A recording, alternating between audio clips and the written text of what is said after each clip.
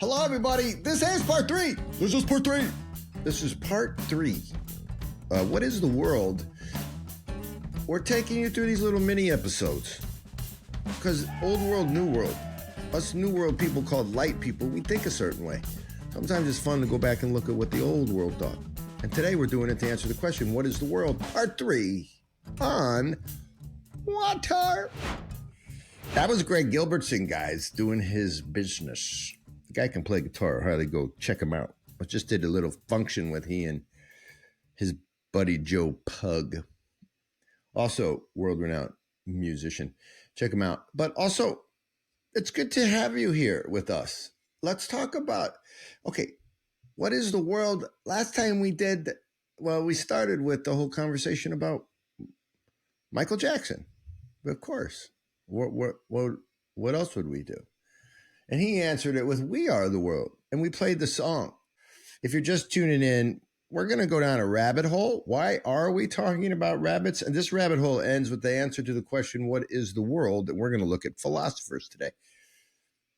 So how do thinkers, people sitting around applying logic and reason, how do they answer the question, what is the world? Now, for many of you, if you listened last week or whenever you listen to it, because it's in the past on the interwebs, part 2 was sort of like how scientists have answered this question, how cosmologists have answered. And you noticed they answered using math, very logical, very reasonable. And guess what? That's what philosophers are doing. Philosophers are using reason and logic to make sense of the world. Okay, are they going to end up in the same place? Because I don't know about you, but when I hear people wanting to save the world or change the world or make the world a better place, then you should always ask the question, what the hell is it that you're talking about? You mean like the world called your neighborhood where that guy always parks in front of the fire hydrant? You're talking about the world where like some big development company comes in and makes you change the rules about how you live? That world? You know, like Lennar or Pulte Homes. What world are you talking about? You're talking about the world of the New York Mets where they spend way too much money and get nothing in return? What world are you talking about? Today we look at the philosophers. What world were they talking about? So we're not going to cover all the philosophers. It's not like every philosophy ever. Guys, this is a short show. We're just having fun. It's heavy things lightly. But I'm not a bot. I'm not an AI bot just spewing out information for your pleasure. I actually have other things to do, like, I don't know, make some toast. But let's touch on a few philosophers, folks who can help us understand this concept, right? A philosopher that I like to cite often is Googlinski, famous philosopher from the 21st century. You may have heard of him, Googlinski. Googlinski will help us. So I Googlinski'd, and here's what I found. These are the top searches for what is the world. Top Googlinski search, the philosopher called Googlinski. The world is the totality of entities, the whole of reality.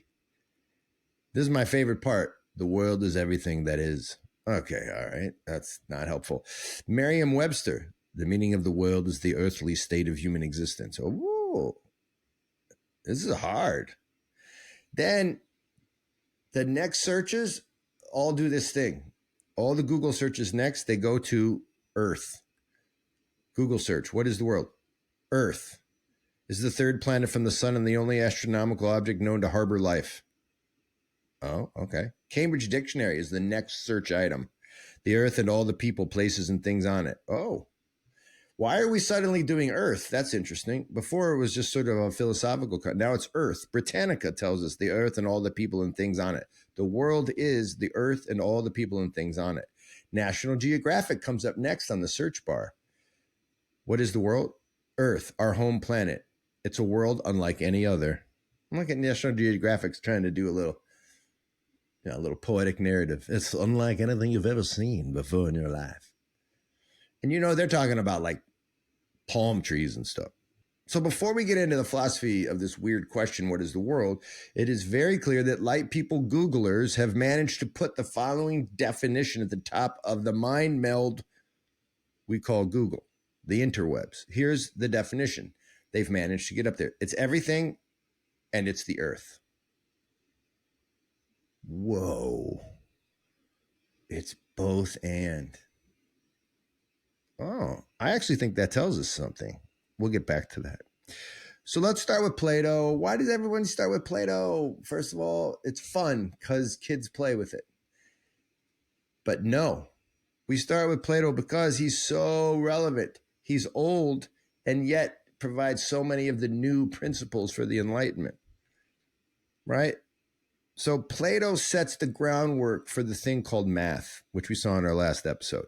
The thing, though, unlike modern mathematicians that he's digging deep into, the thing bears a little bit of a different answer for him. He sees the world of material as a type of reverberation, something that fluctuates, that intimates things eternal and fixed.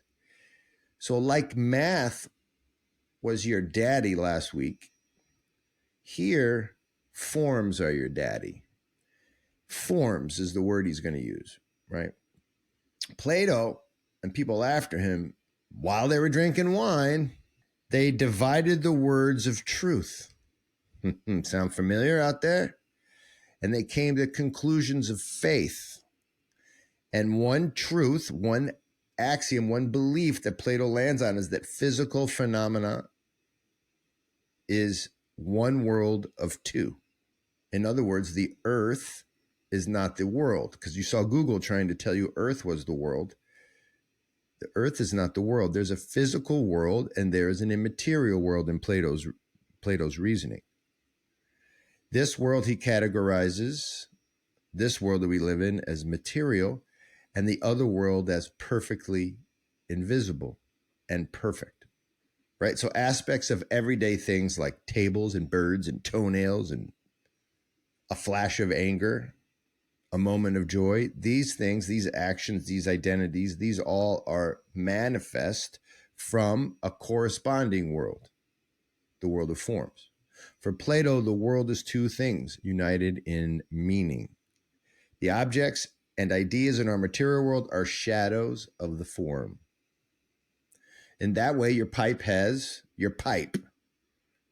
don't know why I chose pipe here. Look at your finger. Your finger has fingerness. Your pipe has pipeness, right? The handheld thing, the pipe in your hand, is an icon of the big pipe in the sky. I'm serious. No, really. So the big blue marble floating in space that some of us call the earth, some of us call the world, is actually just an image of a bigger, more precise and perfect world.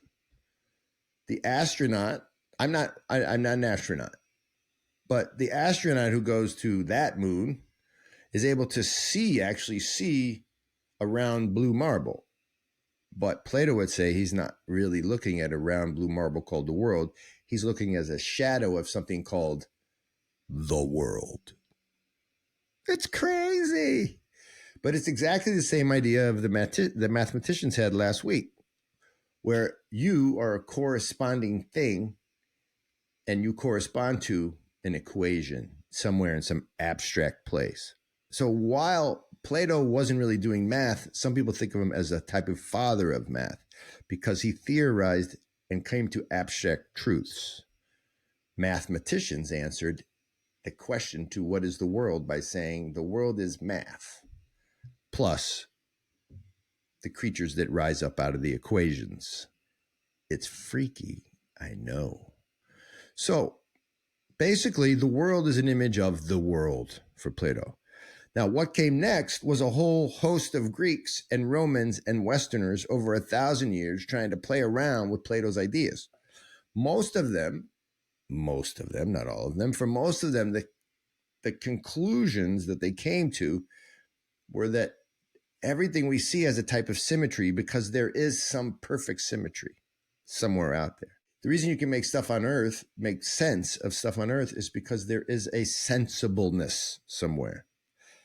And how could you come to know the big sensibleness in the sky? Was by studying nature here on the ground. And you studied using your reason. Here's something cool that Pythagoras came up with, and it's coming out of Plato's world. Here's an answer to what is the world. This is amazing. So, using your reason, do this with me. Ready? This is a diagram that came out of Pythagoras, came out of the Renaissance and the Enlightenment, and that was used to make sense of what the world is. You ready? Physically, if you see wetness, can you see it on this screen? If you can't see it, it's a box. It's a square, and inside is like a diamond. On one side of the square, the left side is wetness. So one edge of the square is wetness. On the exact opposite side, you see dryness. So where there's wetness, there's dryness. Dryness, wetness. If you have wetness, you must know the concept of dry. There's no way around it. At the top and bottom of the square, or on two other sides, hotness and coldness. And so these are nesses, like pipeness. There is something fundamental about hotness and coldness, dryness and wetness. And what Plato and Pythagoras will say is that if you just stretch out the notion of hotness all the way out to its furthest elements, to its furthest, most ridiculous end, and you stretch out wetness in this square, if you put them together, hotness and wetness, you get something like air.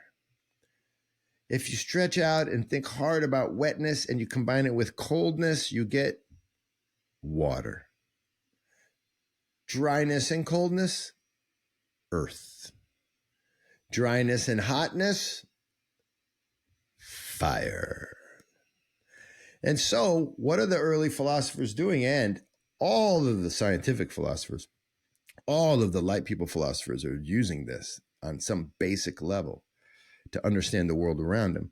What you're seeing is a rational, logical understanding of the physical world around us. And we conclude that there are four elements: air, water, earth, fire. And that reminds me of something really familiar. You get these four elements. You know about these four elements, and you know how you know about them. It's not because you studied them at school.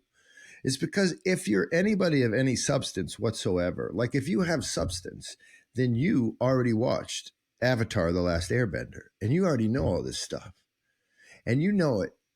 I think you know it better than the scientists. And in case you don't, well, I'm going to show you all you need to know about what the world is, buddy. Earth. Water, earth, ooh, earth. Fire. Air. Amazing. My grandmother used to tell me stories Gotta about the watch old this days. now. A time of peace, when the Avatar kept balance between the water tribes, Earth Kingdom, Fire Nation, and Air What? Nomads. But that all changed when the You Fire see? Nation attacked. The Fire Nation got crazy. Only the Avatar mastered all four elements. Only he could stop the ruthless firebenders. But when the world needed him most, he vanished. What? 100 years have passed, and the Fire Nation is nearing victory in the war. I see. 2 years ago, You guys, my father and the men this of my answers tribe the journeyed question to the Earth to Kingdom what to is help the fight world. against the Fire Nation, leaving me and my brother to look after our Look. tribe. Some This- people believe that the Avatar was The never Avatar reborn is the into one the that Air controls all Nomads, four and that the elements. cycle is broken. But I haven't lost hope. I still believe that somehow the Avatar will return to save the world. Yes. And what will the Avatar do? I know you're wondering why the hell I'm showing this. You're going to see that there's four elements. And the four elements, if you look carefully at it, the four elements are being controlled by the Avatar. And if the four elements are properly controlled, what do you have? You have the ability to save the world. Our philosophers came up with the concept that if we look at the world, we can see that it has elemental structure, reason. It has answers. And the answers are found in our rational mind. Just like the Avatar could control the world and save it, so can we if we do proper reasoning and science. If we can just learn to control the elements, we can save the world. And I might argue that that is exactly the entirety of the Enlightenment project. It's all found right in a cartoon.